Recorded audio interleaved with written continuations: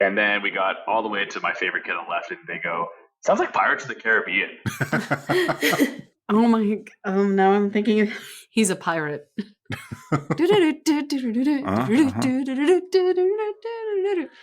I mean, who has a more iconic landing, like Cloud cartwheel off a train, or Jack Sparrow walking straight onto the dock from his sinking boat? Who knows? Yeah, those are both memorable for sure. Yeah.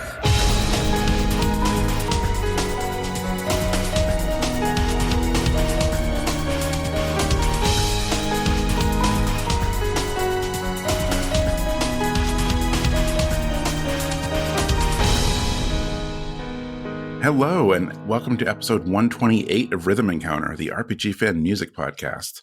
I'm your host, Mike Salbato, and we have a really fun episode today that we've been planning for a while, and I think the timing of it is actually going to be perfect, as long as this releases on time, and it should. But before we get into that, I have three panelists with me today. Two you're familiar with, and one I think you're going to be familiar with by the time we're done.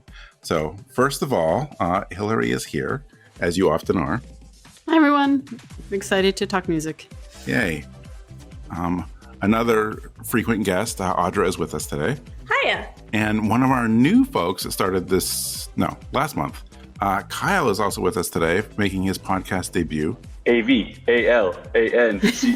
Yeah, that's who we be. Yeah, that's who we be. That's awesome. Sorry, I didn't mean to interrupt there. No, got excited. that's great introduction. Kyle, I know that it's your first podcast with us, so maybe you're nervous, but don't worry. We enjoy our music here, and we, on one hand, take it seriously, but we also are just here to have fun and listen to good music, so you don't need to worry. I appreciate that. I mean, like, the best thing about joining this community is how welcoming everybody has been. It's just the best. So I'm planning on being totally awful and yet trying my best, just like the rest of us out there in the world.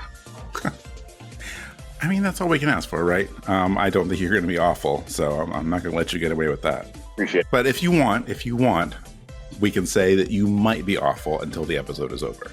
Okay. If you want to just leave it open, because we don't know, you're not proven. But I think you'll be fine. Yeah, I mean, Solosi's definitely going to listen to this, and apparently it's like a pretty big deal. So, oh my gosh! I don't think he's seriously pressuring you. So no, it was a joke. And we'll just say we have confidence. Yeah, exactly. And we're excited to have you. Yes. Yes. I always like having new people on the show. So, yeah. So as you can tell by whatever we actually end up titling this episode, we are talking about Final Fantasy VII today. This has been an idea floating around for a while, but we figured with Rebirth coming out, it was a good time to finally get into this. And basically our requirements for the show is just pick something from Final Fantasy VII, the series, since Final Fantasy VII is basically its own series within Final Fantasy now. We have sequels and spin-offs and mobile games and movies. And so all of that was up for grabs, basically. So we all picked parts of different parts of the compilation. Even though we didn't get Dirge of Cerberus in here, I tried to work it in, but I went a different direction. It's okay. It's been on the show before. Yeah. But yeah, I mean, we featured as much as we could. I'm happy with our lineup today, but yeah, it's a big month for Final Fantasy VII, so this is the right time to do this one. So I always like to asking people like why you're on an episode or what brought you here. I'm thinking there's obviously a base level of, well, I enjoy Final Fantasy VII. And if that's it, then that's cool. But if anyone has anything else, let's talk about it. Me, mine is a combination of one, I enjoy 7. I'm finally getting back into playing Remake again. And, we've never done an episode just on 7. And also I can't pretend that I'm not also approaching it as like, I want something that's going to resonate with people. And as the showrunner and also the runner of editor-in-chief of the site, I'm like, for visibility and all that, like, this is a great time to do an episode for 7. So there's a little bit of like, I want people to listen to this, and the timing of it is good, but also I enjoy it. And there's so much to pull from all of these games and movies and stuff that I think it's going to be a fun one. Yeah, I think for me, because like you said, 7 has expanded. There's so much with it. Like it's worth talking about for sure. So that's one of the reasons I'm here. But my not so hidden agenda is that this is probably my main chance to bring Black Materia on the show. So look forward to that. I'll explain more about that later. But there's an album that I really, really love that has to do with 7. So there you go. Hey, I feel like you decided on that one very quickly when we talked about this episode. Oh, yeah. Oh, I know what I'm doing. Yep. Which is fun. Like sometimes these topics are like, boy, where am I going to go with this? So coming in with that like confidence of like what we're going to play is always nice. How about you, Audra? Mainly nostalgic fondness.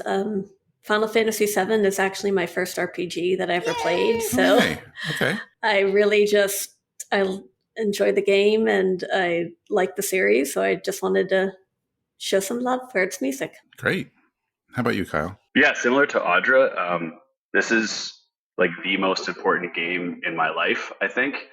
Like it was the one that I watched, older cousins play and then thought it was the coolest. And like it was the total gateway into everything JRPG for me. So to have it be like my first chance to contribute to the podcast for the sites just all kind of lined up. And I kind of was really, really super interested in being able to talk about it. Well, that's awesome. Okay. Yeah, I mean, I know there's so many people that 7 was the one. Like that's part of why it expanded and became what it became. Mm-hmm. Like it really, especially in the West, I mean, it really opened up a lot. Like that's when we started getting as many RPGs out here as we got. So all of us as RPG fans owe a lot to it. So, all right. Well, that's a great introduction. I feel like let's get into some songs here. So Hilary and I are doing the first block here. So, Hilary, what is our first song of the day? So, for this block, we've got some arrangements over here. And my choice is Those Who Fight. It's the arranged version from the piano collections for Final Fantasy VII. Thank you for that pointed look when you're like, you were supposed to introduce this as the arrangement block. I'm like, yes, I was. No. But thank you for doing it. So after Those Who Fight, I have Judgement Funkadelic, which is an arrangement of Judgement, of course, from the Materia Final Fantasy VII Remixed album. So if you haven't heard it, there's probably a reason you haven't heard it, but we'll get into that in a little bit. So for now, let's go listen to Those Who Fight and Judgement Funkadelic.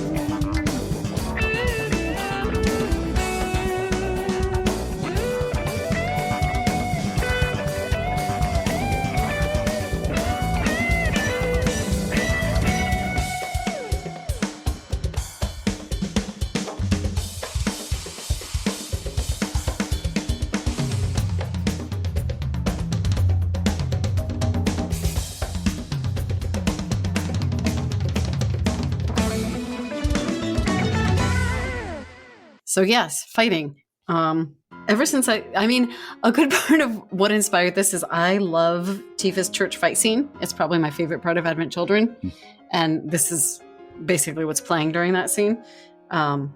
Just this piano, like hearing a piano version of this particular fight track, I really, really like.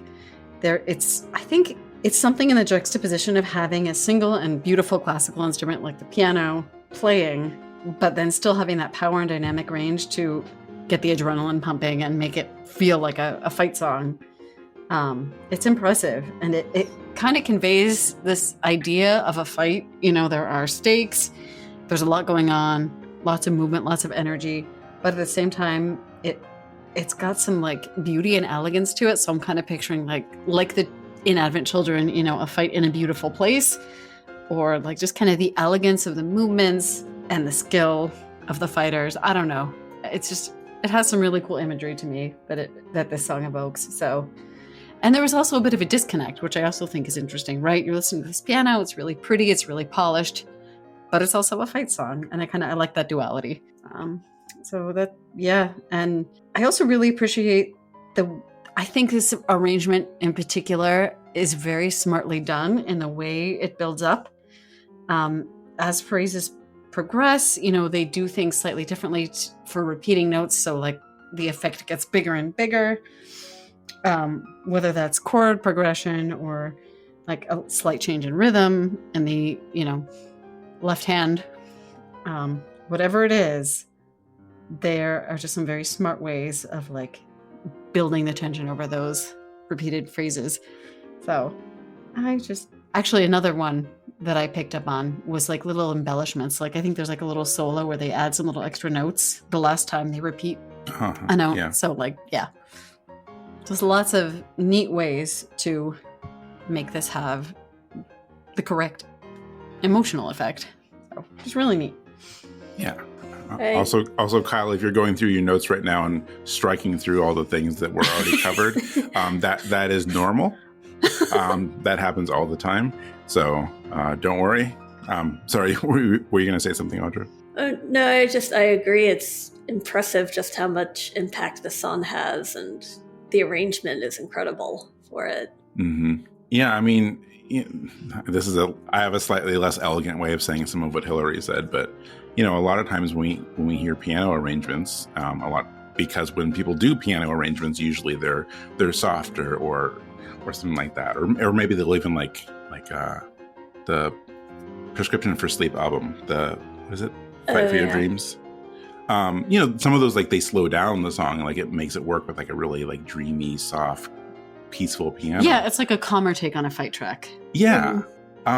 But I've always appreciated that they didn't exactly do that here, that it is a piano, but it's still really high energy like the original, and I think it's really neat. Right, it matches. Like I you know, my notes are basically that I enjoy, appreciate, and respect that someone can arrange and play something like this, and it still captures the spirit of a battle song on an instrument that you're not used to hearing a real, you know, a battle song on. And can we talk about that speed up near the end? Because that takes a lot of skill, just like how fast they're playing the melody, like the last time around at the very end. Yeah, well, let me just cross those off my notes too. Oh, sorry. No.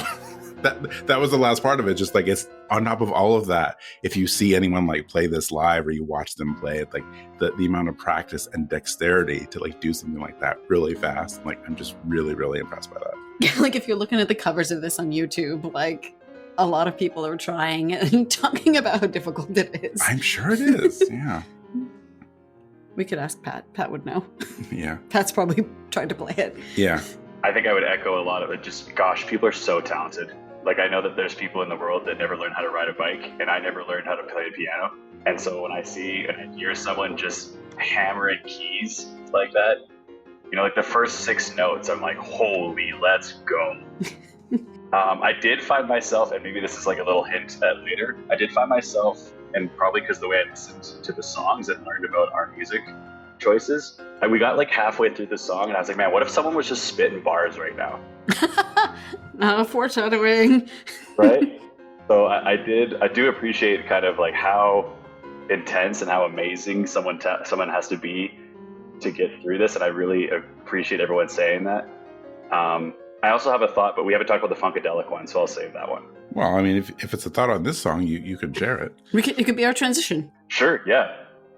Look at me, first time. I just think it's interesting that like this one here, I personally could copy and paste it straight into the game, and I wouldn't lose anything. Yeah, that's a good way to express kind of the feel of it. Right, like it's just like this seems like the quote-unquote battle music. Mm-hmm. Mm-hmm. And it doesn't mean the Funkadelic one is bad, right? It's just like I think it's really interesting how, or maybe just even more of a compliment to the piano player here, that like for me personally, you could just put this into the game and I'd be like, man, this rips.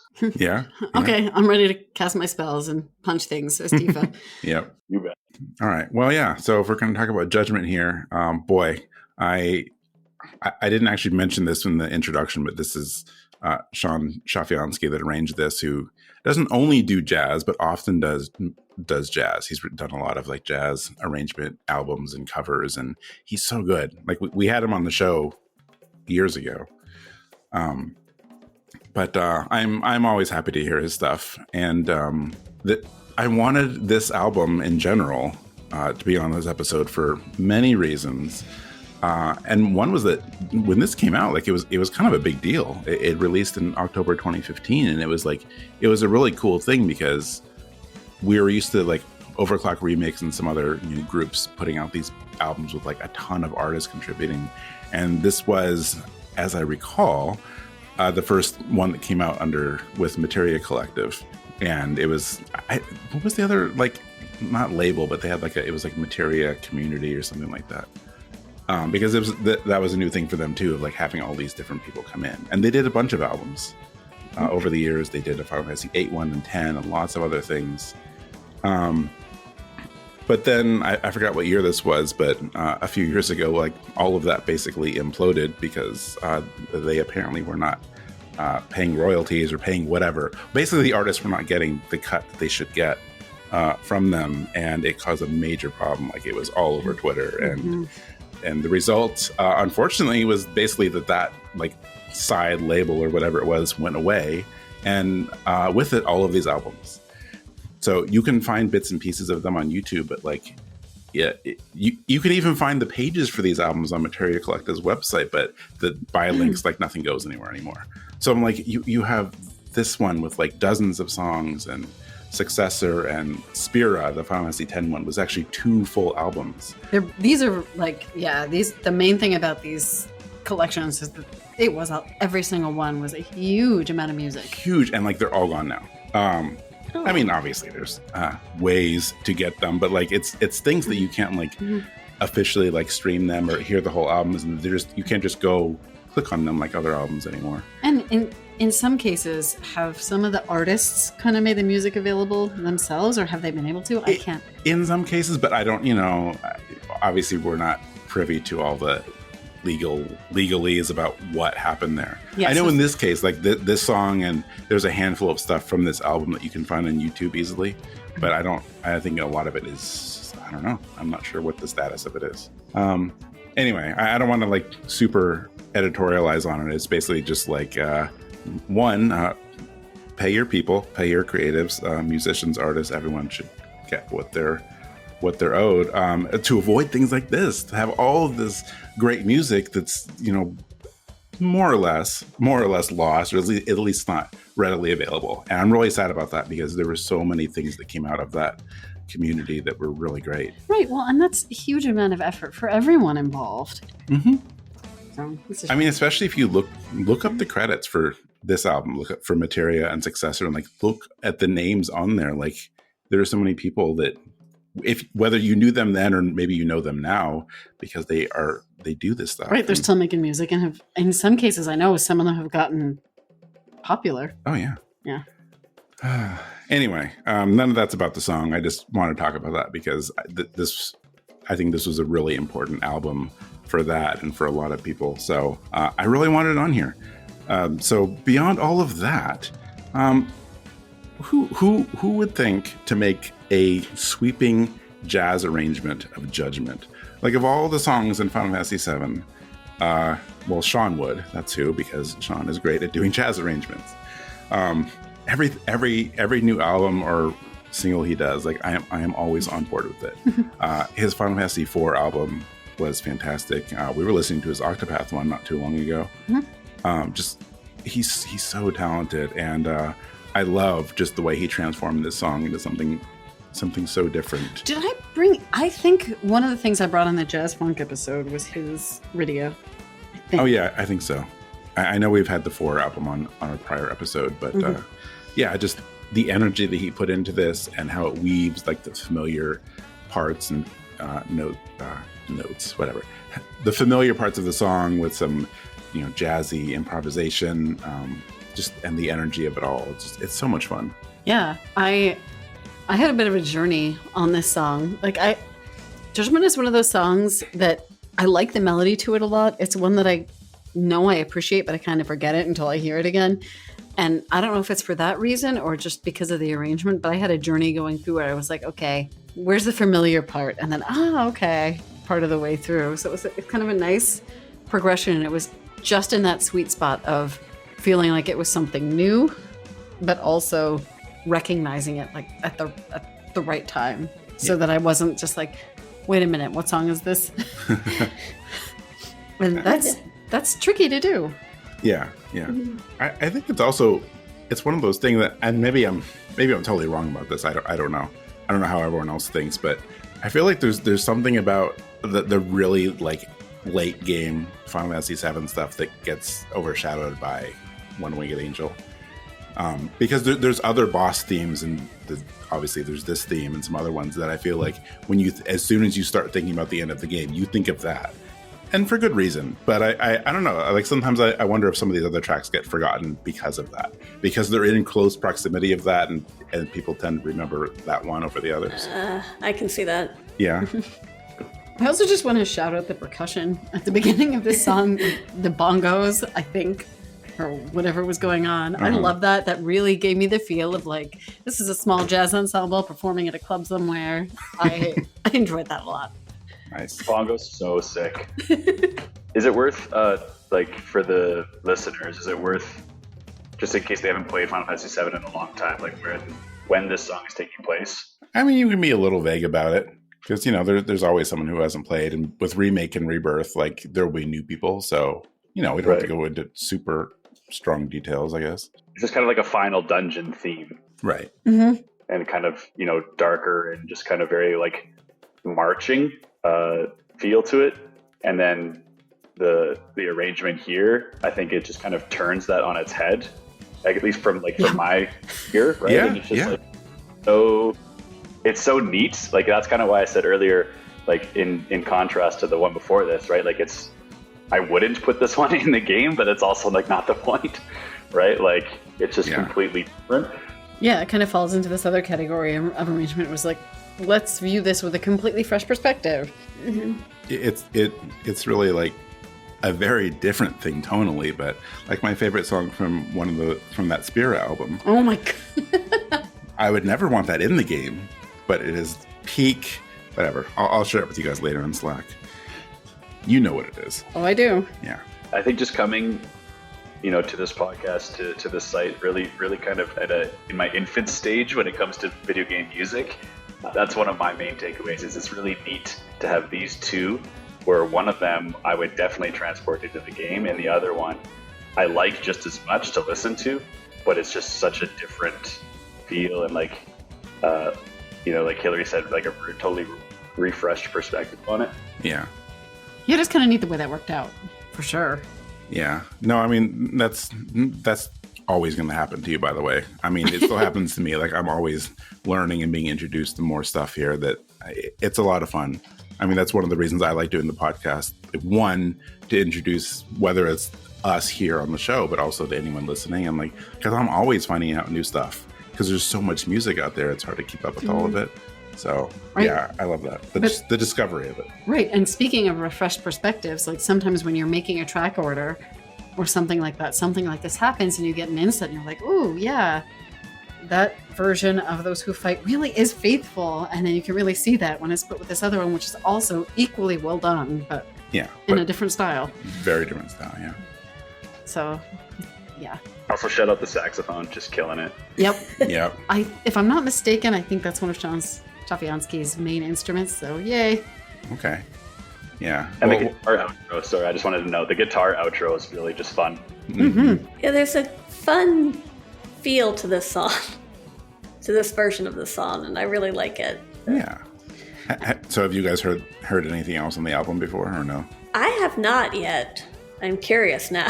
I was going to say maybe we'll have to share some of that. We'll talk more about it. Yeah, for sure. No, I mean, those albums, just all those things, all those collections of different artists, like it was all different styles. I mean, some of them have the same song multiple times in different styles. Oh, so, neat. Yeah, it's, I'm glad there are still places like Overclock Remix that are still doing stuff like that. But I just love it. I love having all of these different voices and artists come together and just put these compilations together because you never really know what you're getting. And it's a lot of fun. So, okay. I think that does us for block 1. Block 2, Kyle, you get to introduce your first song ever on Rhythm Encounter. So what are we listening to next? I've chosen Crazy Motorcycle Chase from the Final Fantasy VII original soundtrack. And block 2 is OSTs, is that right? Yeah. You got it. We're doing 2 songs from the original soundtrack. From the OG game. Yes. So after Crazy Motorcycle, Audra, what's your first song? Oh, my first song is Dear to the Heart. Dear to the Heart, a song that until a few days ago I was still calling Holding Thoughts in My Heart or something, because apparently at one point that's how it was translated. But I guess now it's called Dear to the Heart. Because when you chose it, I was like, what is this? I would just looking at the track name like, oh, okay, that's what it's called now. I'm old. Okay. So let's go listen to Crazy Motorcycle and Dear to the Heart from the original Final Fantasy VII.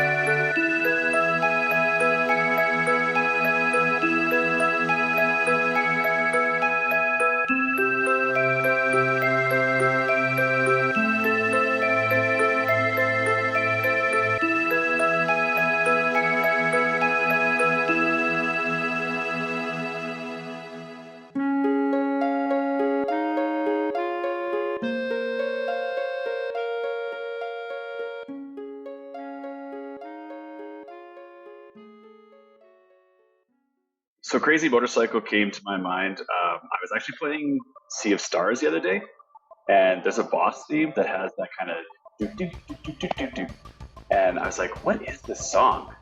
And I knew it. There was something about it that really resonated with me, and then I realized, while we were going through picking songs, it's like I think that's the motorcycle song. And so, sure enough, we haven't covered it yet, and I wanted to choose it not only because I kind of noticed it in a different way, but I just think it really does a good job. So much great RPG music captures the intensity or the emotion of the moment. And I mean, like, right as this song starts, it hits the I can see Cloud's motorcycle in my mind, right? Do do do do do do, right? And the synthesizers are ramping up the pressure. The bass drop, like I can feel my 13-year-old palms are sweaty, and I'm like desperately trying to make sure no one gets close to the tricycle truck. Right. And it's just like I'm mashed in square and circle, and the sword's swinging on the wrong side, and I'm just like panic. Yep. And the circle button was like that delayed strike. So it was, oh my God, just absolute, like literally crazy motorcycle chase. Yep. In my case, I was shouting, "Don't you touch Tifa!"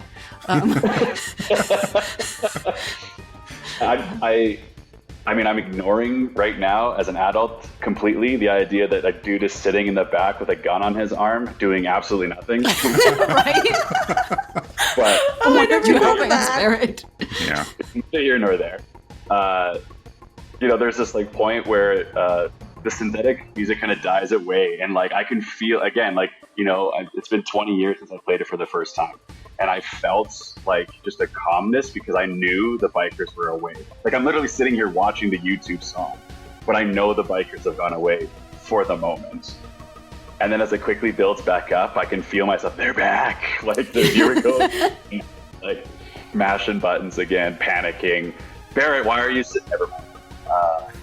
Just from a musical perspective, I think it's interesting how they layer so many synthetic sounds, and it just kind of creates this predictability where you're constantly anticipating the next time that new layer comes back around. Right. And it's like, it has this feeling of like the chase could end never, right? As the music just kind of keeps going and keeps sort of looping these different synthetic sort of beats and tracks back all over top of each other. I just think that it captures that scene so well. Like I have so much like raw emotion attached to it, so many nostalgic memories, like Audra was talking about in the intro. So yeah, it was once I realized it hadn't been covered, and once I had connected all those dots, it was sort of a no-brainer for me. Yeah. And the first time I heard this song when you picked it, I was like, yes, I remember that scene. Mm-hmm. It just brings to mind the motorcycle chase perfectly. Yeah. And I mean, I have something in my notes that kind of dovetails, like this song, even though it is very, very kind of like synthetic and video gamey, like it does make use of one of my favorite musical conventions, which is like the pauses. But I think even more importantly, to your point, in recent episodes, I think we've talked about how like Final Fantasy XVI, like all the music is perfectly synced up with the action. And this is sort of a precursor to that, because you are absolutely right. They take 100% advantage of the loops in the music to ramp up your panic about when the bikers are going to be there and not be there. Mm-hmm. And the fact that it loops, so you're not exactly sure when that cycle is going to end. Mm-hmm. I never thought about it like that. That's a good point. Yeah. I think this is, I'm deciding this is the biggest bop of the episode, because I find it impossible to not tap my toes or my fingers or something along with this one when it's playing, whenever it comes up. Oh yeah. Yeah. Uh-huh, yeah. Uh-huh. It's just a rush of a song, like these really electronic sounds, and like some of it even sounds like there's just like some sound effects thrown in on top. I know it isn't, it's just part of the song, but just the way it all comes together, and just sometimes the sort of odd sounds that just like are tossed in there. It's a fun song, and I always loved that, they knew in the original game that they had something cool with this, that they were like, no, people are going to enjoy this, so let's make sure it's also in Gold Saucer so they can play it for points later. Which is funny, because I'm the type that absolutely gets frustrated with mini games a lot of the time, and I'm jumping in because I had something that dovetailed perfectly off of what you said. But having music like this is just like so well timed with the action and just pulls you immediately into it, really like helps with that frustration. Yeah, I'm impatient, and I probably shouldn't feel like those things are a chore a lot of the time, but this definitely did not feel like one. No. And I think the music was a large part of that. I mean, it really depends on the game. I think 7 has some pretty good mini games. Some better than others, but we're not talking about Final Fantasy X today, are we? I do. This is a weird mini tangent. It's not really a tangent, but I was always a little bit bummed that there was a mobile version of this. It was literally just Final Fantasy VII G-Bike that came out in Japan in 2014 and was gone like a year later. And my understanding was that it was supposed to be, they were going to localize it and just decided not to. So like it never even came out of Japan. And I know everyone has very different feelings on mobile games and all that, but I sort of think this one could have worked. I don't know what was wrong with it or why it didn't last. Maybe they couldn't monetize it, but I'm like, it's something that you could play in little spurts. The screen is vertical. Like, I don't know. It feels like just a natural thing. Like I would have absolutely played that. I was actually looking forward to that one. But they tried to do too much. I think they tried to add like a magic system and turn it into more of a game. So maybe they overly complicated it. They're like, no, you could have just done this. Do the Gold Saucer one, have a scoring system, maybe make some different tracks or something. I'm like, that could have worked. I would have played it. Something while you're waiting in line or whatever. Cosmo Canyon track. Oh, shoot. Yes. You could have racetracks everywhere. I don't know. I mean, it wouldn't be I don't think it would compete with like Garfield Kart, but I think it could have. Oh my God. I think it could have been something, What? No Garfield Kart for you? No, thanks. Okay. Or Garfield Lasagna Racers. I don't know what it's actually called, but I know of it. I know it's out there. I'm racking my brain now trying to figure out what would be like the wildest track. Like Fort Condor, just racing up the mountainside. Yeah. Uh-huh. Well, you'd have to have like an underwater one. That would probably be weird and interesting. When we do the chocobo racing. Yeah. Aspiring programmers, help us out. Don't put me underwater. Emerald Weapon is going to just annihilate my G-Bike, and I will never be the same. Well, you have to avoid it. He just randomly smashes up like pieces of the track, and you have to jump them somehow. See, I'm telling you, like this is not really that hard of a game to conceptualize. We've already come up with great ideas in the last 2 minutes. So if the game resurfaces a year from now, then we'll know that someone listened to this episode, and we can actually finally start influencing games being released, not just retro and Take that, Solilsi. Well, no, I mean, they still have us beat in terms for a track record, but like so many games get like remade or remastered after there's a retro episode. I'm like, someone's listening. It's uncanny. It's really interesting. Anyway, okay, so Audra, I don't want to like not talk about your song. Well, I picked Dear to the Heart. I was really at first, I honestly could not remember the name of it when I was listening for songs to pick for this podcast. And the second I heard it though, it just kind of clicked. It brought back to mind the time when you're leaving Midgar and everything. And I love this song. It's so soft and kind of music boxy. It's a good way to describe it. Mm-hmm. It's very hopeful, and it's something very, well, it's dear to the heart. I think the title's pretty appropriate. Yeah. And I think it's kind of neat, like we mentioned this off the air, how, you have that motorcycle chase, but Dear to the Heart comes shortly after that, actually chronologically in the game too. So that worked out. Yeah, it was actually a good track listing. Yeah, I'm really happy you guys chose those two. I'm like, wait a minute. I'm like, musically, these two don't pair together, but narratively, they're perfect. They're almost back to back. Who says this episode's cursed? Exactly. It worked out. Yes. I mean, no one listening should know about the audio recording issues we've had, because our editors will piece it all together and it'll be beautiful. It because they are awesome. No, I just consider this song, again, despite the fact that I recently learned it's called something different these days, just a serious classic. I'm really happy that you brought this one on.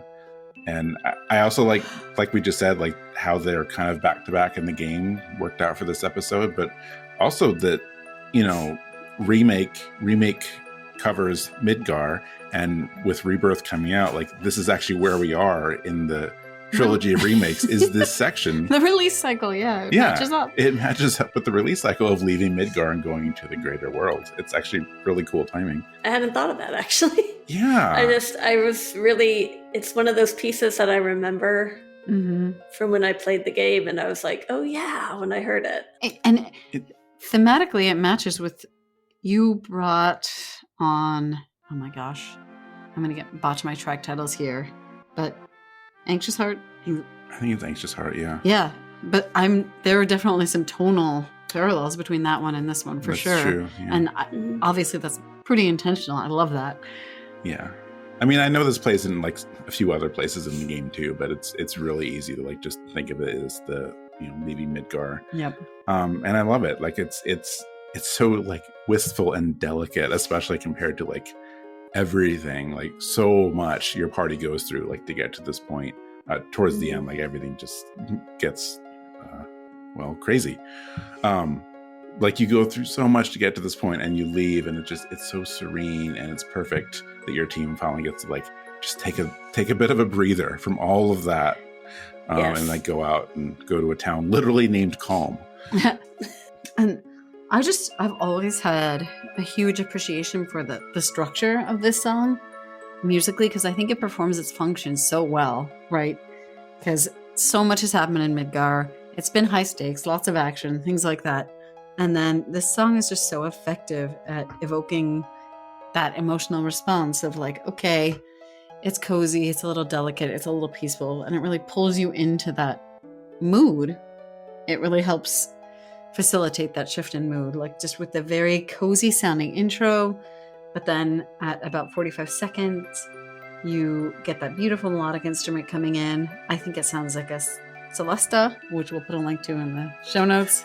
It's a little keyboard thing with a very like ethereal sound. Almost kind of sounds like a cross between a piano and a xylophone. Yeah. But it's good for those like really airy, like twinkly notes. Mm-hmm. I appreciate that we're going to include a note, because I'm sure I'm not the only one that when you said a Celesta, I'm like, sorry, what? And it's just the way the melody, the melodic phrases are interwoven with like the interludes and the arpeggios.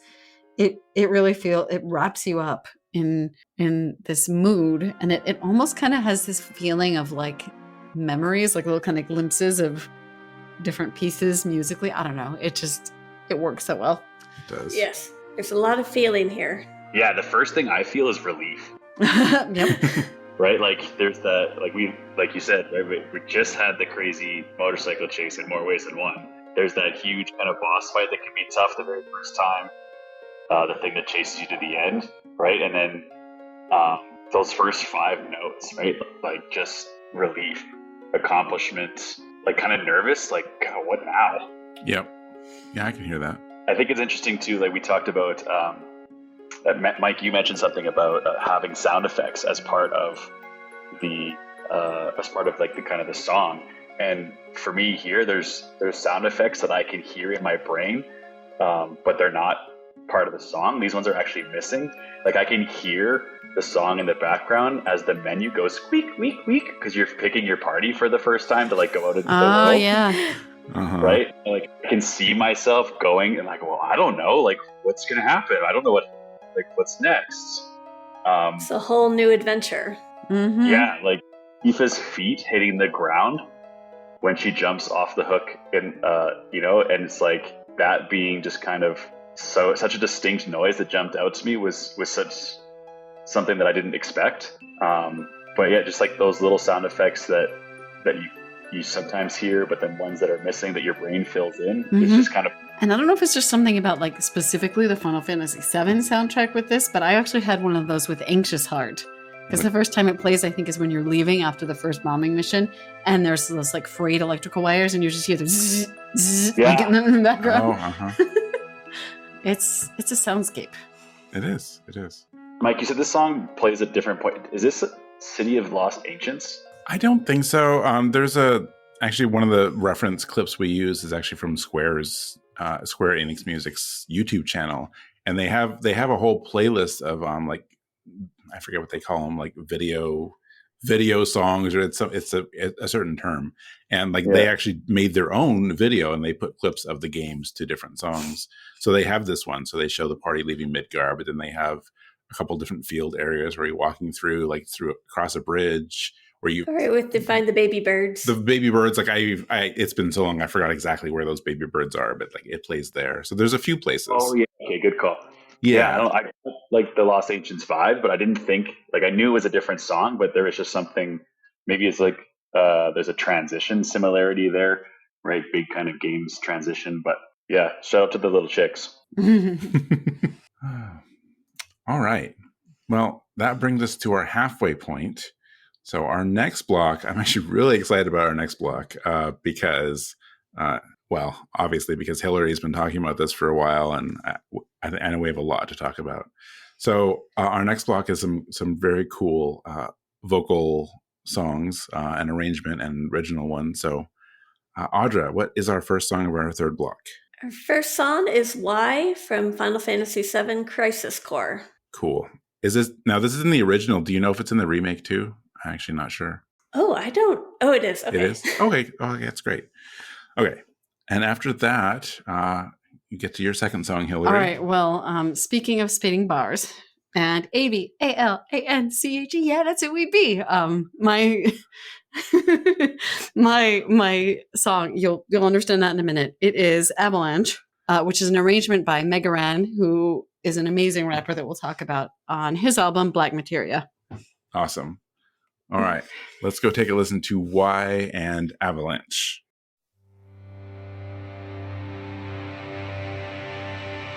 瞳の奥がぼやけて見えない心の底の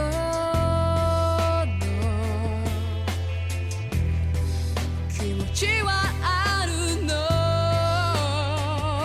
世界の全てを手にしたとしてもそれがあなたの幸せなの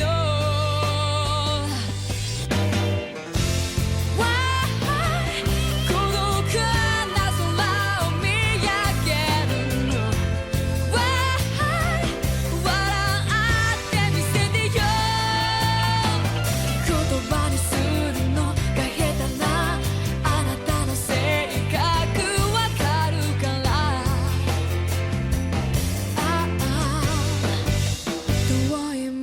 昔に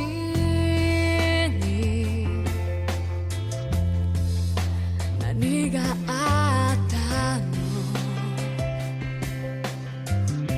視線をそらすあなたの瞳に一人で寂しい夜に抱きしめられ高さしてる Why どうして形にこだわるの Why 心を開いて大きなものを背負ったあなたを受け入れられる力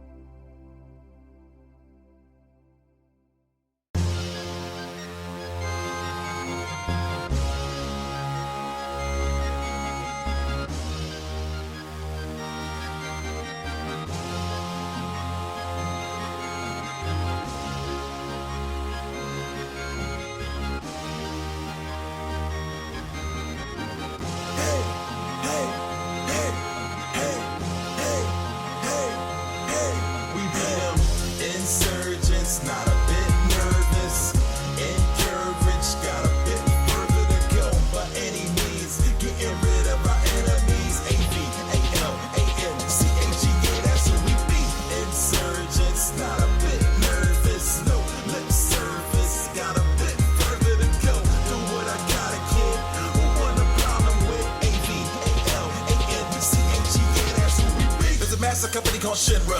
I don't know exactly what they answer, but they want to get control of their live stream, and I just can't let that continue.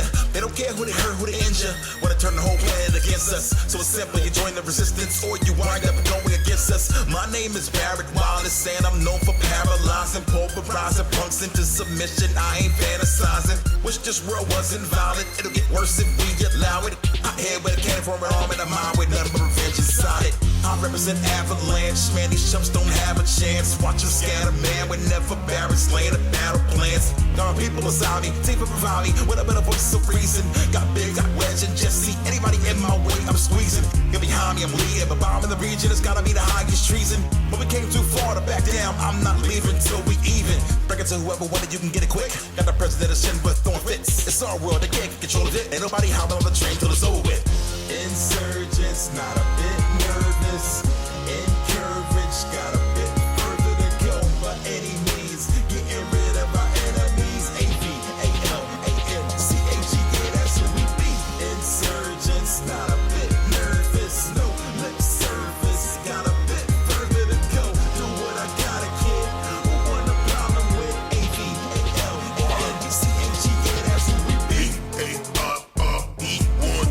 They gon' have to come get me if they want me. I don't bend, I don't break, I don't care about much. Just my daughter Marlene and my people being free. So you gotta understand, son, I don't have the answer. I just keep the faith and I always keep a handgun. No, I mean it literal, cause I got a handgun. I call it a gun arm, so I'm never unarmed. Got it as a battle scar from this chick Scarlet.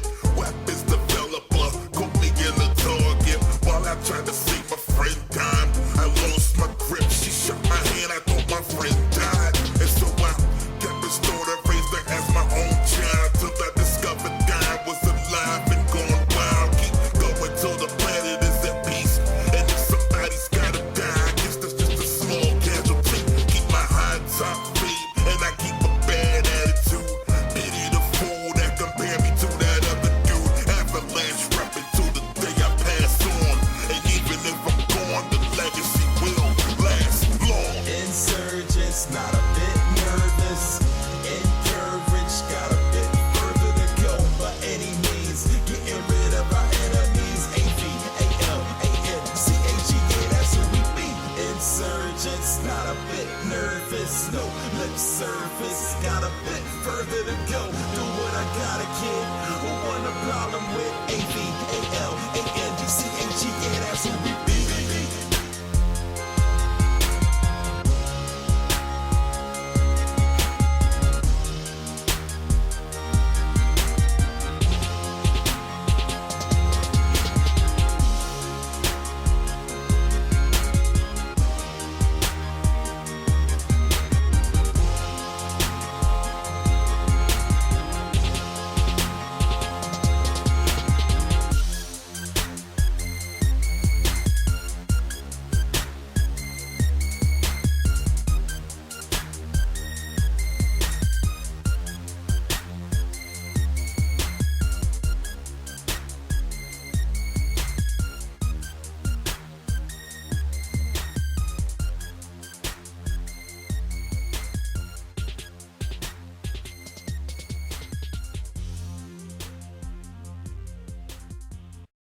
I honestly I love Ayaka as far as her vocals go, and I really just enjoyed the song from her. And honestly, I had some mixed feelings about Crisis Core at times, but I can't say that the ending is not really well done, and this vocal piece fitting in with it. It's a really excellent. I love the instrumentation, I love the lyrics and the translations, and it's just a very powerful song for a very poignant ending, I think. See, I actually had some comments where I didn't look up a translation yet, but I see you have. Is it something you can talk about, or is it very spoilery? It's very fitting for Zach's character and his storyline. Okay. I see. Okay. I got kind of the vague impression that this was intended and designed to like hit hard with the totality of his story and maybe with the ending. but I also did not look into details. But I'm also just really happy that we have like a pop vocally track in here, because that like all the different 7 games, there's really not a lot of that. Like up until this point, there's less of that, and there's been more in other Final Fantasy titles since. Yeah. Yeah, I mean, that didn't really start until 8, right? Originally. Yeah. I mean, there's even like a little country twang tinge to it that's supposed to be because of his hometown. Country which roots. I thought was an interesting. Yep. I like that. Yeah. She's actually not a singer I'm familiar with. So are you familiar with her stuff outside of Crisis Core Yes. too? Okay. I do like listening to J-pop sometimes. So. Nice. I mean, she seems like well regarded and like prolific too. Yeah, I mean, I had no idea. Like, I wasn't familiar with the song before we started doing this episode, but I was looking her up earlier, and like this was her 6th. She like really started in the industry in like 2006, a year before this game came out, and by 2007, when Crisis Core released, this was her 6th single, this song, and did really well in Japan.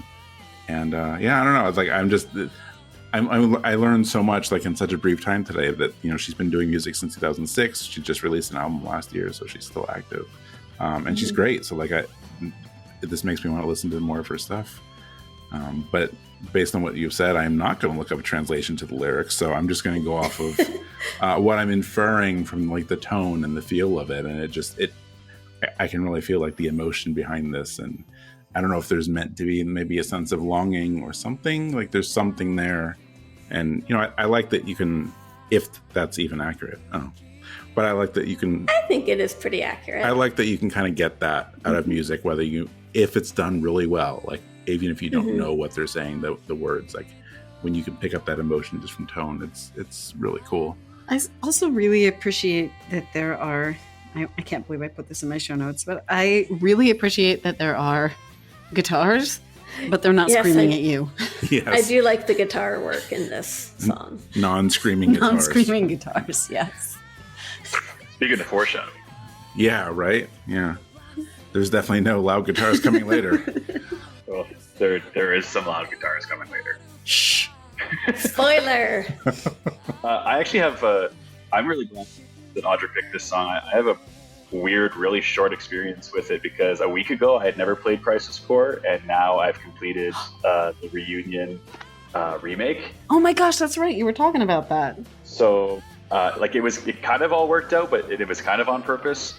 So, like, I have notes from before and after, and my notes from before sound exactly like Hilary and Mike's. Like, just from what I know about Zach, right, he's always presented as this really optimistic, happy-go-lucky, right? And then, it's not a spoiler that things just don't work out for him, right? Right, and so it's like, it definitely has that kind of power, even though you're not familiar. And then now having experienced sort of his sort of short little arc, Audra, I'm not sure about in the original, but like in the remake, the first time you hear the song, and I only noticed it because of this selection, Zach has just kind of lost someone close to him. Yes. It's just kind of gently playing in the background, but not in its full power like we hear it here. And so, there's an instrumental version. I think in the PSP I like version. when they do that. Mm-hmm. Yeah, so you can hear it kind of in the background, and Zach's really just kind of struggling with like what does he do now, and then of course at the end, I think just for me as someone who again like really new to music, really new to thinking about it in this way, the fact that I have no Japanese comprehension and the only word that I personally can get is why, right, and it's like sung so powerfully. It's sung right at the beginning of the chorus. It's repeated at the end. Right, and then so like when you match that with like I'm talking like even like there's a they put in a rainstorm at the end too, right? Like it's like very emotional scene, and that's like the only word I can keep hearing over and over again. Yeah, it really like has this really powerful tie together of Zach as a character. and that's a really interesting point. Like that is a very particular effect that you would probably get as an English speaker. All right, cool. All right, is it time? It's a very powerful no. song, I think. I think Oh my it's, God. it's time. Especially in the All context right, of are you ready, Hilary? I think more than the one of us story are ending when ready. they. Mhm. Right, for Avalanche. Okay, so first of all, the plot of Final Fantasy VII works so well as a rap album, and I love how Black Materia covers so many of the major plot points in such detail. The way they just kind of weave it all together, it's great. But I also just want to give a little bit of background on Megaran. So he is a rapper in Phoenix. He's like more than once been listed like in local publications as like one of their top rap artists, things like that. But he also has kind of a nerdy side. So he started making, I think one of his first projects was like Forever Famicom. And he just started making kind of some nerdy rap. And this is an early project of his, which is, like I said, it covers a lot of FF7. He partnered with some other artists called Lost Perception. And so Avalanche is one of the probably most famous tracks off the album. It's mostly pertinent to Barrett. It samples a little bit of battle music, but also some of Barrett's music in the middle. And it's broken up into like some really neat sections where you get some choruses, you get that really neat hey at the beginning that just really amps up the energy. Yeah. And then there's a section in the middle where it's kind of like some bars at like a whole verse as Barrett, kind of like from his perspective, and like the vocals even change. Like it is a spot on, like pretty much what you would expect Barrett to sound like. Yeah, because this is before there was a remake. Right. I mean, was it before Advent Children even? Like, was he literally not voiced yet? Jeez. That's it. I would have to check the dates. I'm putting you on the spot. I'm sorry. No, you're good.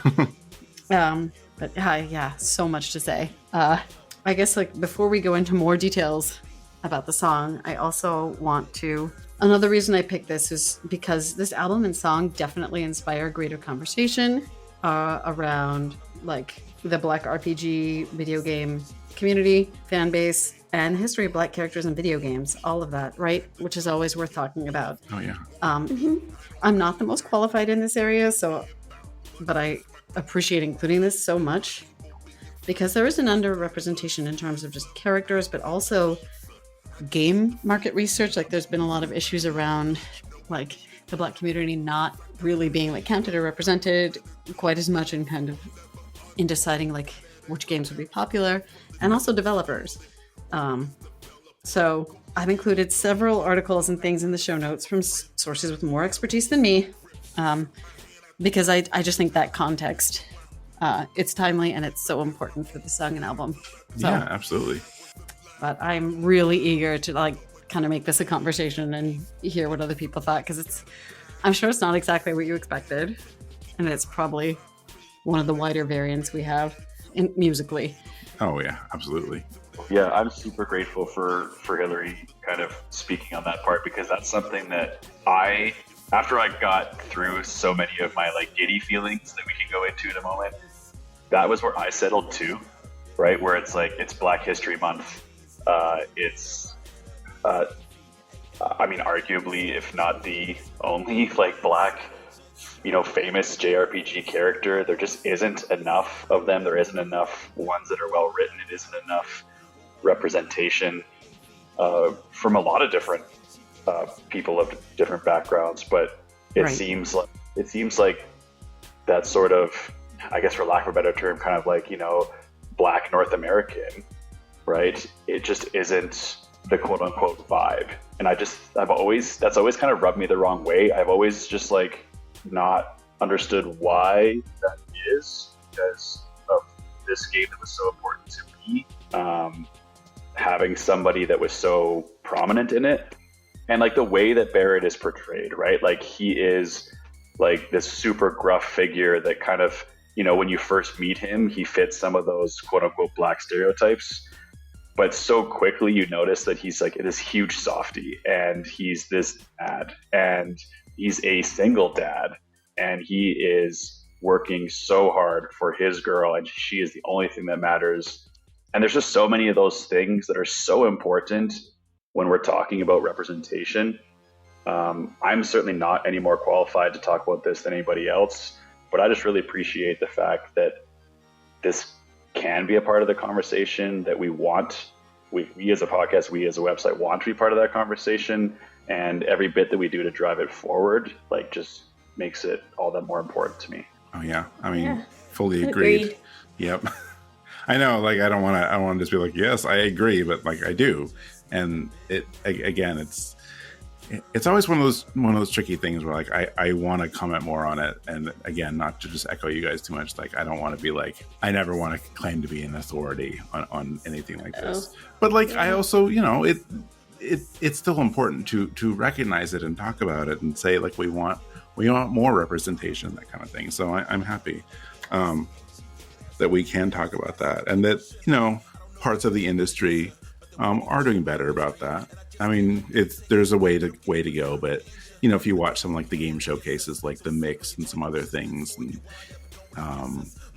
there's one that Games Done Quick is doing too, because I'm like still catching up on their marathon this year, and there was one, I forget what it's called, I don't want to say the wrong thing, but they were doing something either last month or this month too, highlighting Black gamers and creators and stuff like that. So I'm glad that is growing, and it is out there, even though of course we want more for it too. So we haven't talked about the song yet. So musically, this song just makes me want to go fight Shinra. Oh yeah. Yes. Even more. Even more. Yes. Yeah, and it's just I could say so much about it. I love the sampling in it, because it's that you get that really recognizable, few notes from battles. Yeah.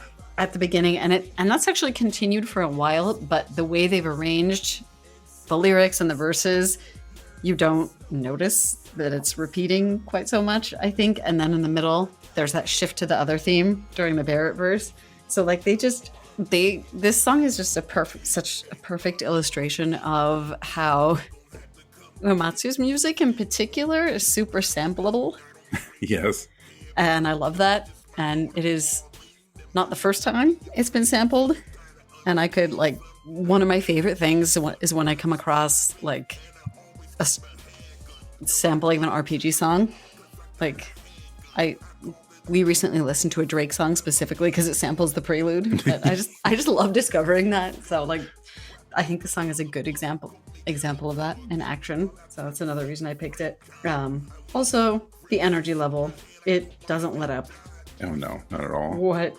Whatsoever. I love the energy level. I had it on repeat throughout the week. Right?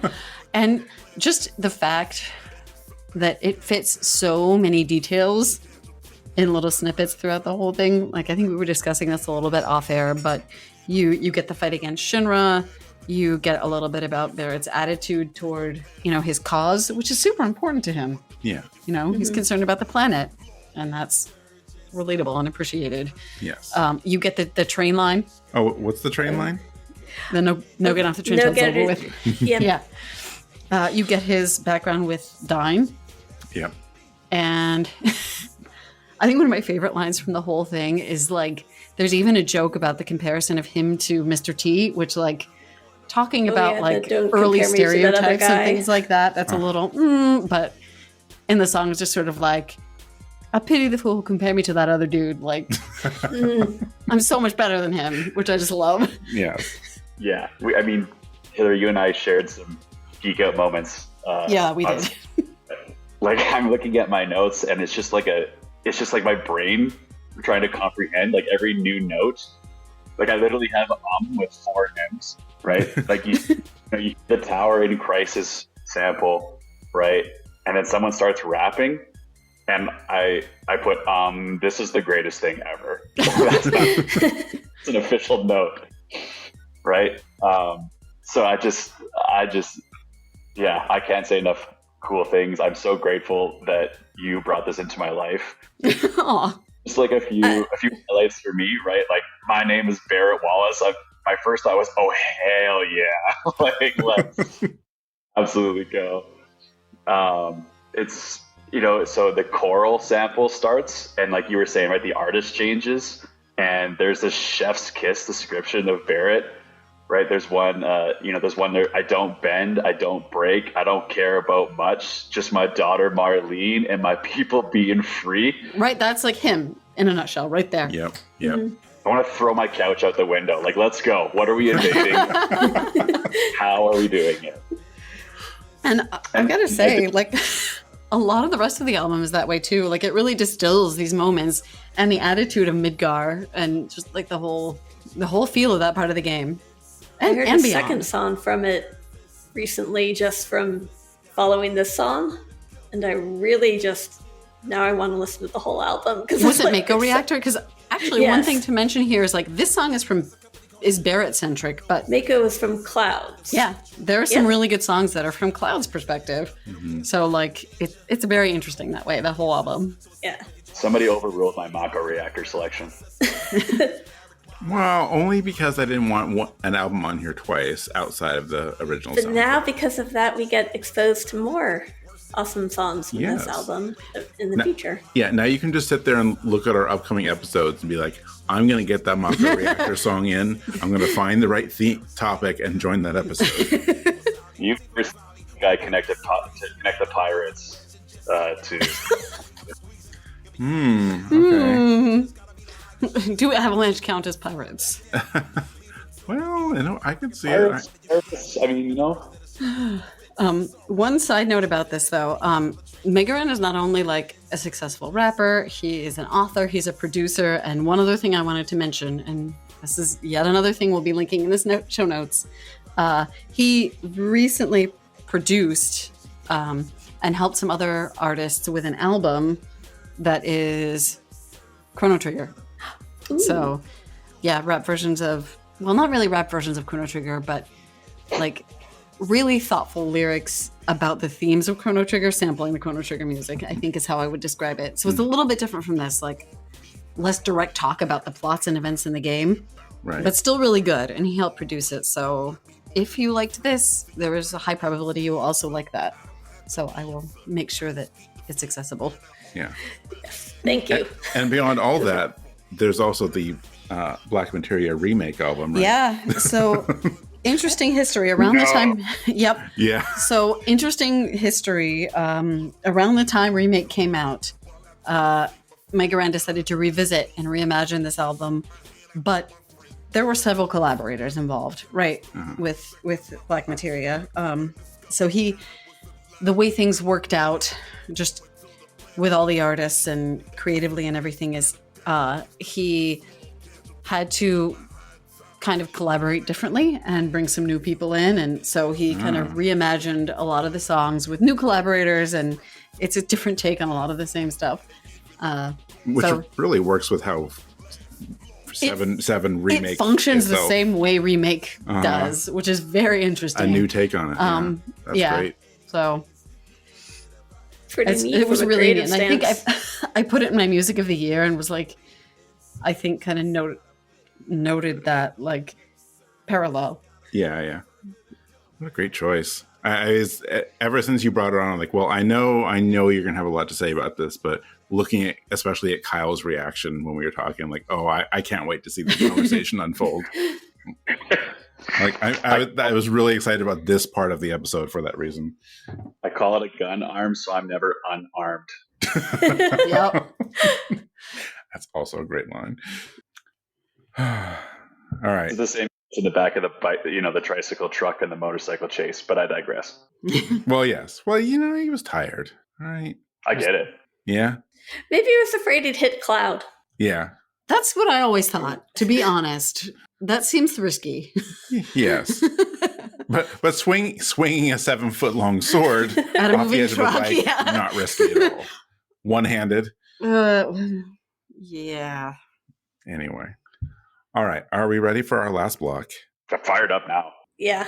Awesome. All right. So our last block is Kyle and me. So Kyle, what is your second song today?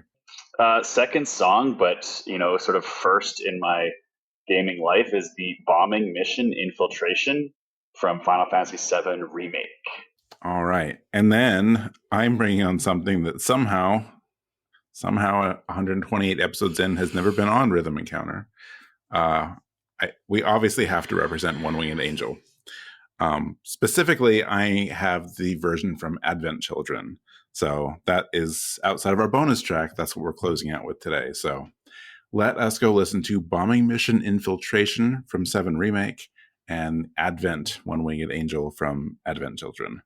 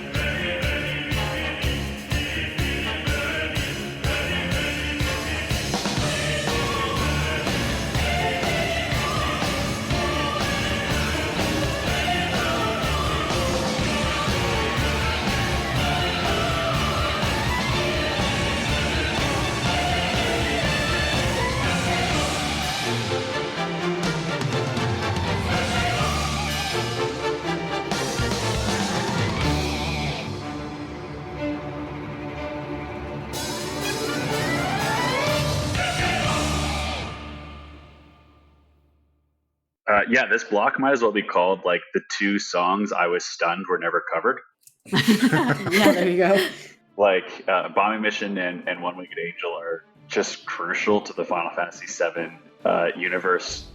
I do have a soft spot for the original soundtrack. I think just the way that the instruments, like the instrumentals, are so much more crisp and clear, and they're able to be in the remake. So I do think that this version's superior.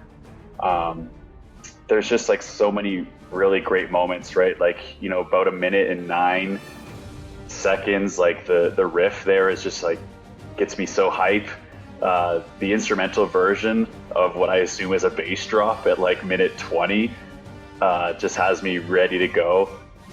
You know, horns come in at 1:45 and like announcing, you know, we're here. Just like there's just so much great stuff that I, you know, all the songs here that I played on loop. You know, this one, I had students walking into my office be like, "What are you listening to?" I was like, "Oh, let me tell you what I'm listening to." I love how the brass does some heavy lifting in this version. Like that's something I kind of expect listening to the original version, but it just works out so well. Like not just for the really hype parts, but also kind of some of the like lower registers. Yeah. Like I appreciate kind of the brr, brr, brr, brr in the background that the brass does sometimes too. Heavy lifting is such a great way to describe it because they're always there, but they're not always the focal point. And I love the way the piano carries those faster notes at the beginning because they're not lost and they're giving you that sense of urgency, but they're not disruptive. Yeah, I think it's cool. I mean, later into the song, about 3 minutes, like they kind of bring everything down. In this version, you know, we were just kind of chatting off air about how there's a plus version and there's an in-game version. At least this plus version that we were able to listen to, they kind of re-kickstart the song at like 3 minutes, and I just kind of appreciated how that was like, oh, well, hello, like, okay, all right. I'm getting a little ahead of myself here, except that anyone who's listening to this has already heard both songs. But I think you can imagine why we ended up pairing these 2 songs together at the end.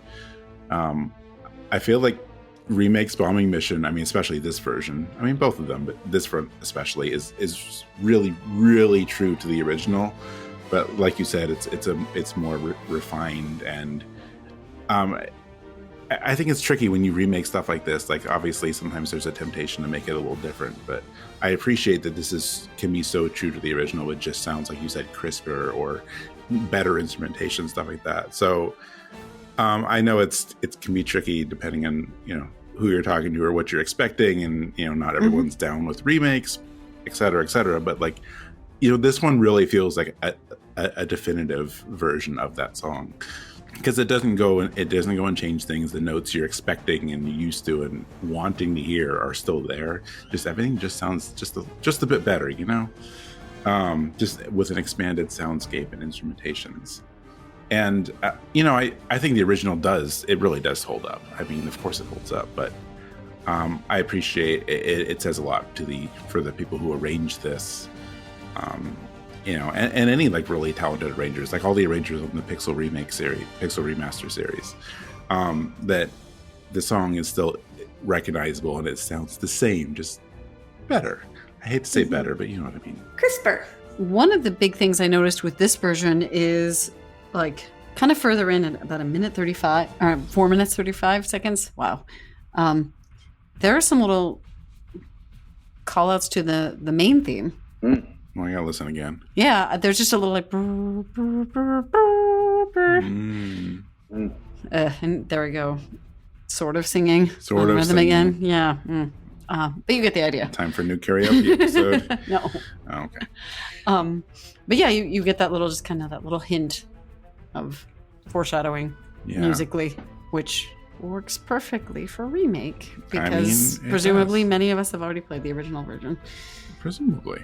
I think the last thing I would add here is, you know, so much of what we've talked about in this episode is just how well Final Fantasy VII in all its versions bears music to the moment. And so I did a little free writing exercise with some of my students. and they got to hear like sort of the first 30 or 60 seconds, and they have no idea what this is. But when I the room, right, when it was like, okay, so like, what did you write about? What were you imagining? And a lot of them were saying something like, something's happening. Like this is an urgent sequence. There's action. There's fighting. There's something is about to happen. And so even though they have essentially no background knowledge of what this is from, like even their teenage years can hear what the mood is. And then we got all the way to my favorite kid on the left, and they go, sounds like Pirates of the Caribbean. Oh, all right, that's cool. I love that you did that. Can't unhear that, but oh my god, now I'm thinking he's a pirate.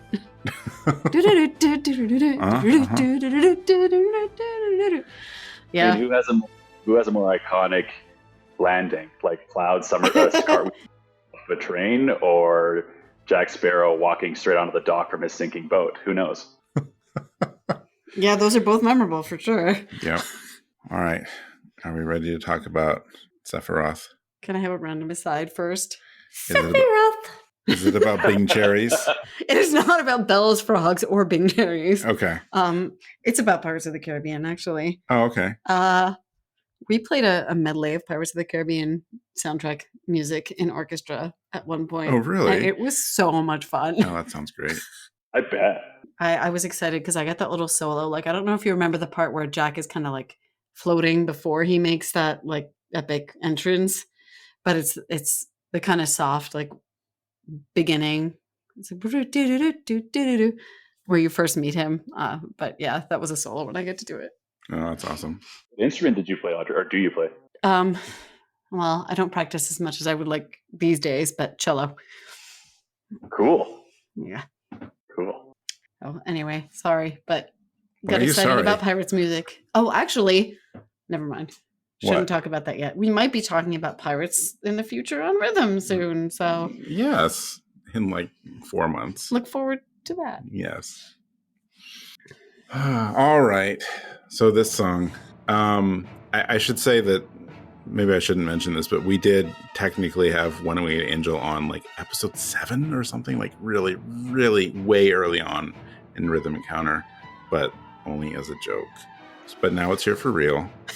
Because there was some joke about like, oh, let's listen to the best Final Fantasy ending or final boss Oh, theme. no. And, no. and we played, I'm not taking credit for this one. I'm just saying like we played a few seconds of this and then cut to Dancing Mad. Which I think is a fun joke. It's not saying the song is bad. No. Because it isn't. It's one of those things like it really depends on like where you land, like where you started with Final Fantasy, how you feel about 7 and other games, and like How you feel about the respective villains.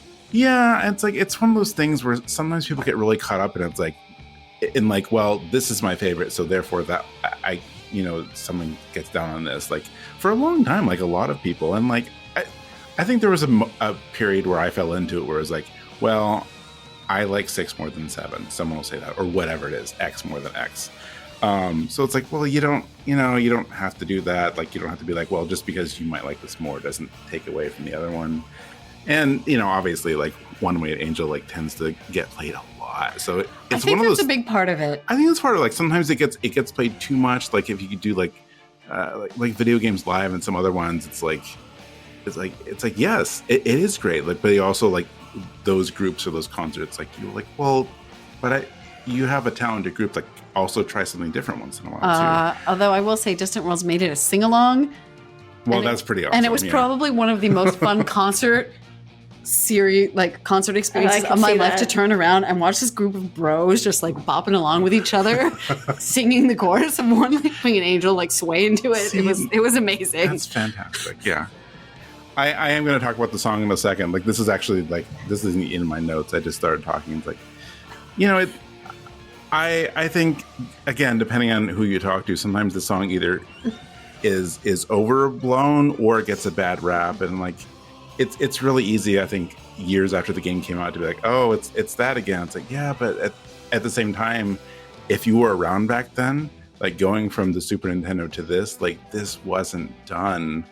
This was not done in games or in RPGs. It was such a big deal that a song like this was in a game. Yeah. I mean, it was huge. It's like now we're so spoiled, for lack of a better term. We're so used to vocals and stuff. Like it's normal now. Yeah, but if you want to pinpoint like certain tracks that kind of inspired this whole movement toward recognition, of video game music as, important and impactful, and as, for lack of a better term, music. This was one of the big ones that people cited and said, well, listen, like it's got a Latin chorus and all this gotta have elaborate that Latin instrumentation. Yeah. It's certainly iconic. It is. It absolutely is. And so it is. The original one is. Me, I mean, of course, this song has been like rearranged and it's on there's so many versions of it out there now. Me, for my money, my favorite is this one, the Advent Children one. It's fairly faithful to the original. I mean, in terms of like just as at a base level, but it's that guitar. The guitar in this one like really, really like amps it up, and I've always loved it. Go big or go home. I mean, it is like this song already is kind of go big or go home. So it's like, what can we do more? It's like electric guitar, baby. Yep. I saw Advent Children when it first came out, which I feel so spoiled saying this because I guess it wasn't ever in theaters until this short run that they're doing this year. I saw it in the theater when it came out because there was a premiere in Los Angeles, and we were able to like get in there. So I actually saw it in like this cool theater, and some of the actors were there. It was a really cool experience. Oh my God. I have not seen the movie in a very long time. I don't know if it holds up. I know I liked it more than Spirits Within, if nothing else. But you know what? Seeing something like this in a theater just existing was so cool at the time.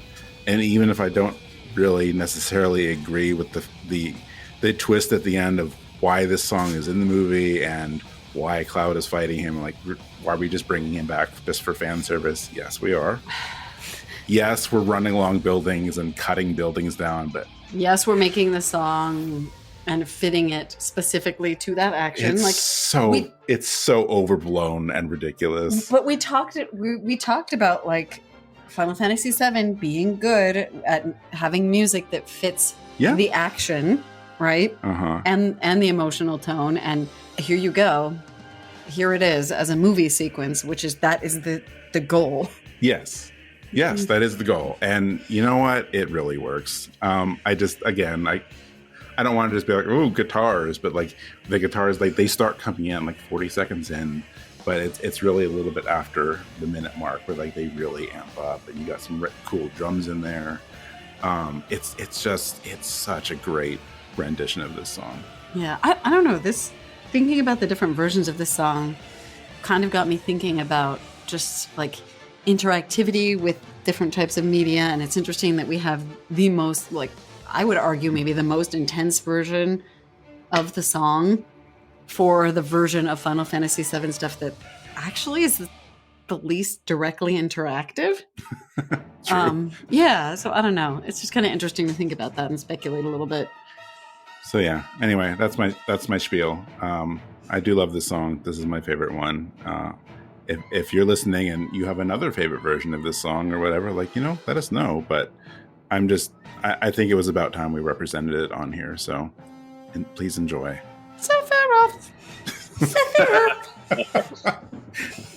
I don't know if there's a big Kingdom Hearts contingent on here, but as an adult, when I started replaying those games, especially like kind of in the big lead up to 3 a few years back, I did like all the secret bosses and everything. And, when we talk about feeling that emotion and like how it kind of kickstarts your adrenaline, like the first 8 seconds of this song, that kind of wind instrument almost shriek, like I can feel him descending. Yeah.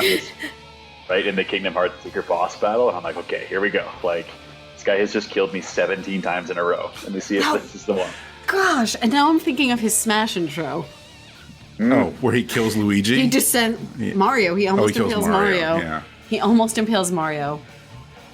Yeah. Unlike poor Luigi, Mario doesn't actually die. Yeah. But yeah, no, sorry, I just drew a parallel because there's this big entrance, right? Where he descends. Sephiroth is so extra sometimes. Yes. I love it. But they no. just can't have him ever just like walk through a door, right? Like I've never literally for once use a door. Yep. Hey guys. Yeah. I said this in the Slack, but as someone who really listened to this version especially, but even just the One Winged Angel for the, as a song, not as part of a game or anything, when those guitars hit at like 38 seconds, I legit thought a new window opened up, like one of those things. I was like, what just happened? Where is this guitar? What tab do I have open? What are those songs? It took me a solid 15 to 20 seconds to realize it was actually the song. They just come out of nowhere. But I love at about a minute 17 when the choir joins them and they've kind of done the thing, and then like that's where for me like that's like a here we go, like for the second holy smokes Taka. That's a here we go vibe, right? Where the choir joins.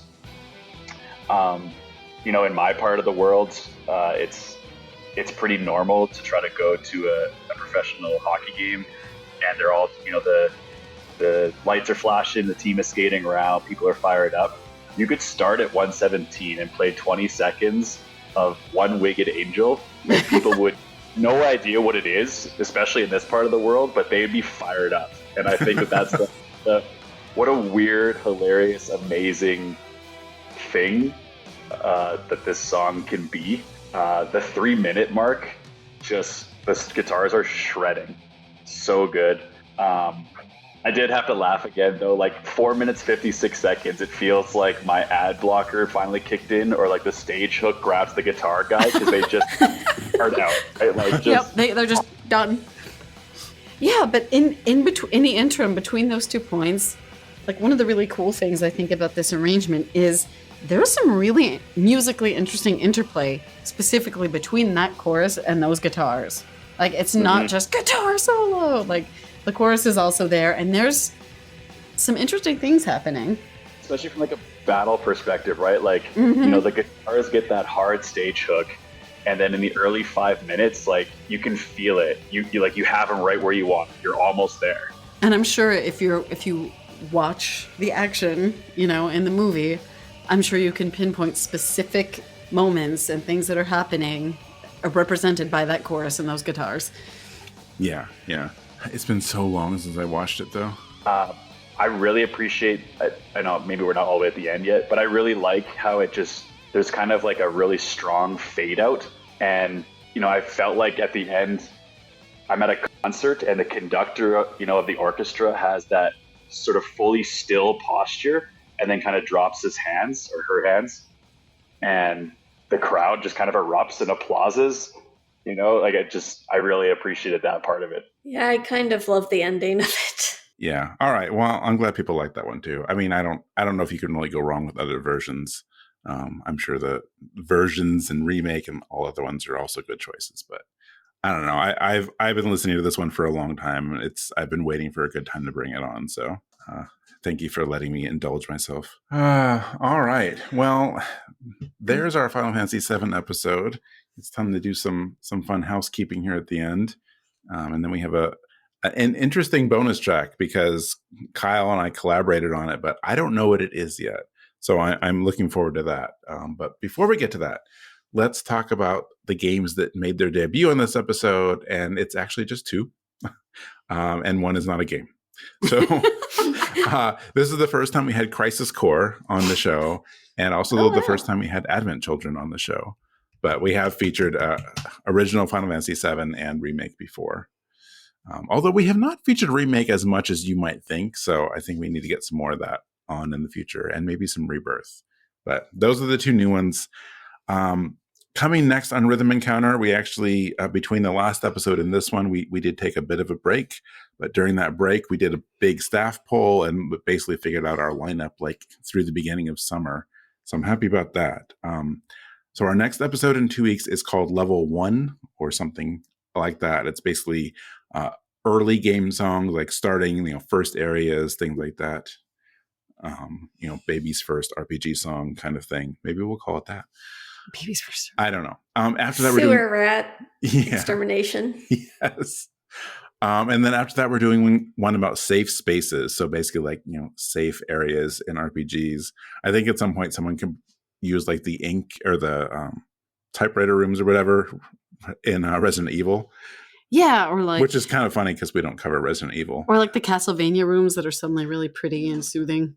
That's true. We cover some of those. But yeah, so I'm looking forward to that episode. Oh, yeah, and the aptly named safe rooms in Persona 5. Oh yeah, that too. See, plenty to draw from. So that's what's coming up next on Rhythm Encounter.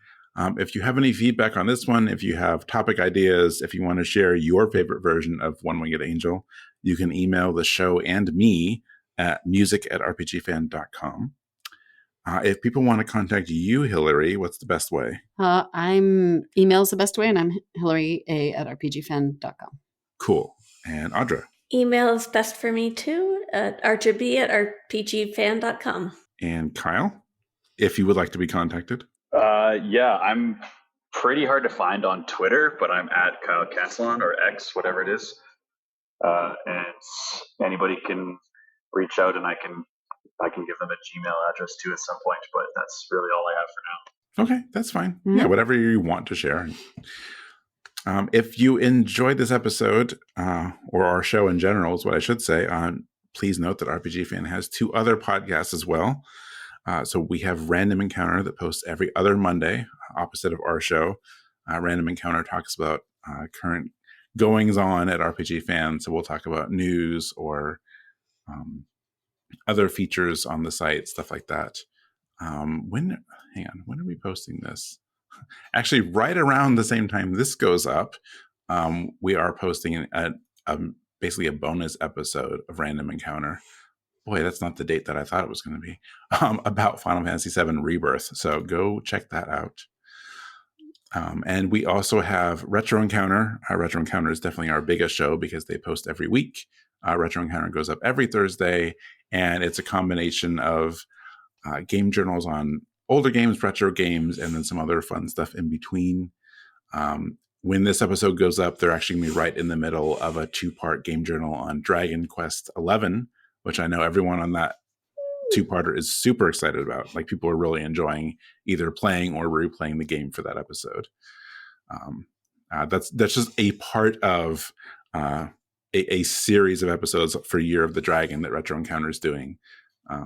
They did an episode on Kiryu from Yakuza, and then there's 2 Dragon Quest episodes. There's Dragon Age and More Like a Dragon coming out. There's just a lot of dragons happening. So if you like dragons and RPGs, definitely check out Retro Encounter as well. You can also find RPG Fan on most social media. You'll find us on Facebook, Instagram, Threads, Twitter, Twitch, and YouTube. Generally, we are at RPGFan.com. One of these days, we'll claim RPG Fan from whoever owns them on all those places. But for now, we are RPGFan.com, so check us out there. We also have a Discord, and of course, our website, RPGFan.com. And finally, we have a shop. We have some RPG Fan merchandise, all kinds of stuff. We have shirts and mugs and posters and onesies and lots of stuff. If you want to support us, you can check out our shop. So our shop, we have a 2-part shop. If you go to rpgfan.com/shop, you can get our merch store, but you can also get to our book, the RPG Fan Review Card Collection, which we released in December and I'm just continuously excited about. It basically collects around 300 of our review cards from Instagram, little summaries of our reviews by many, many of our staff on the site. So it's been doing pretty well. Obviously, anyone who wants one, we encourage you to go get a copy. If it keeps doing well, we want to do like a volume 2 with even more cards. It makes a good gift. It does. It makes. We gave it as gifts to some people too. It's a nice little coffee table book, and we worked with our friends at Hyperplay RPG, and just the print quality and everything. Like I've just been so happy working with them. So it's been a really fun collaboration. So check that out. If you enjoyed our show, you can review us and subscribe on Apple Podcasts, on YouTube, because Google Podcasts is going away because it's a Google product. But you can find us on YouTube and your favorite podcast listener of choice. So there we go. There's our housekeeping. So for our bonus track today, I had many ideas, and Kyle suggested that how about I just give you like my 3 finalists and you were going to pick. So I know it's one of 3 songs, but I have no idea what it's going to be. So where did you land, Kyle? What's our bonus track going to be? Genova Complete, the Siena Wind Orchestra. Ooh. Oh, very nice. That's from the Bra Bra album, right? Yes. Yes. So there's a really cool series of like brass Final Fantasy albums, like all recorded live with, as you can imagine, brass instruments or wind instruments. So there's 3 of them. There's 3 general Final Fantasy albums, and then there's a Final Fantasy VII specific one, which we've never featured on the show. So that's what this is from. Great choice. Thank you for suggesting this collaboration thing. That was a lot of fun for me too. Good to get Genova. I've never had a bonus track that even I didn't know what it was going to be until the Yeah, moment. there you go. So, Pretty cool. Yeah, thanks for the idea. So yeah, we're gonna close out with Genova Complete from Bra Bra Final Fantasy VII. And thank you everyone for listening. Thank you all for being here. Yay! And not to embarrass you, Kyle, but for your first podcast, you did great. So thank you, and please come back for some more. And happy Year of the Dragon, everyone. All right, bye everyone.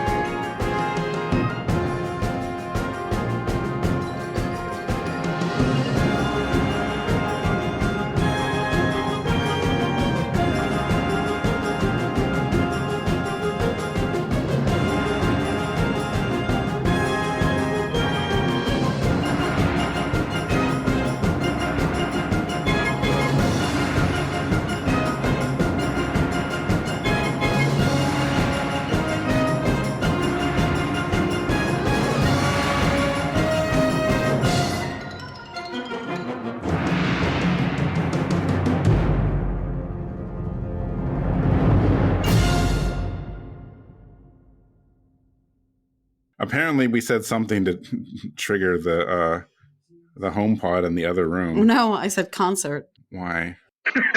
I don't think it's coming through. Anyway, yeah.